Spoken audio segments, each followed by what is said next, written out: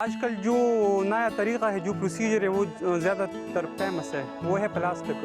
हम नीचे ज़मीन पे जो है ना वो प्लास्टिक लगाते हैं।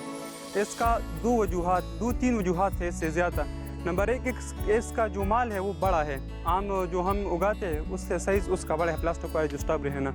नंबर दो ये है कि आपने देखा पहले से भी, ये माल जो है ना वो गंदा है, मिट्टी का गंदा है, प्लास्टिक वाला साफ भी है, तो उसी वजह से ये गाहक को भी पसंद करता है।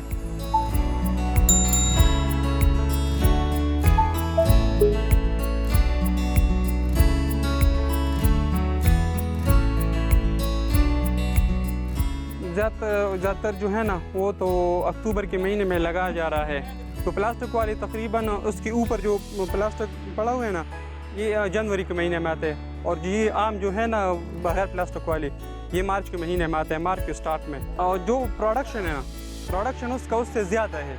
उसका वजह ये है कि जब दिन सर्द होते हैं ना, तो ये गर्माइश देता है, गर्माइश की वजह से वो जल्द भी आता है, और उसका जो प्रोडक्शन है ना वो उसके मुकाबले में ज़्यादा होता है। हमने तकरीबन 2 एकड़ स्ट्रॉबेरी जो है ना वो उगाए हैं इस सीज़न में।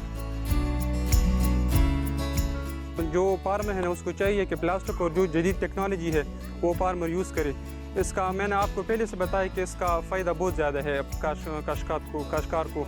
जब ये जल आता है तो उसका रेट जो है ना फर केजी 700-800 होता है, और जब ये लेट आता है तो तकरीबन अभी 250 केजी पर चल रहा है। प्लास्टिक वाला तरीका ज़्यादातर यहाँ पर जो जितना फार्मर है ना उसको ज़्यादातर पुअर कंडीशन है, उसका जो लाइफ स्टाइल है वो पुअर कंडीशन है, और प्लास्टिक पे जो एक्सपेंडिचर है ना वो ज़्यादा आते हैं, तो उसकी वजह से ज़्यादातर लोग जो है ना प्लास्टिक इस्तेमाल नहीं करते। जिसके पास पैसे हो तो वो खर्च कर रहा है और प्लास्टिक लगाता है, और जिसके पास पैसे नहीं हो तो वो ऐसे लगा रहे हैं। तो इसलिए गवर्नमेंट को भी चाहिए कि काश्तकारों के साथ मदद करे, और नॉन गवर्नमेंट ऑर्गेनाइजेशन जो है ना उसको भी चाहिए कि हमारे इलाके का जितने भी फार्मर है उसके साथ ताउन करे।